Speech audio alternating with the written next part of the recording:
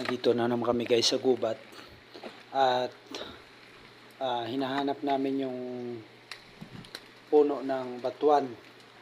Yan guys, yung pang-asim sa kahit anong lutuin, sarap yan.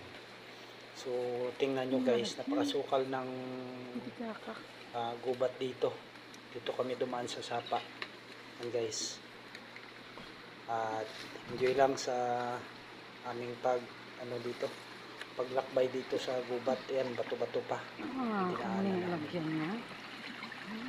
Adventure talaga guys dito. Kasi hindi namin alam, baka mayroong ahas na malaki dito na maapakan namin. Buti na lang walang dito guys, walang makamandag na ahas dito sa amin sa Negros. At ayan, tingnan nyo guys, yung bato sa sapa, malalaki yung bato.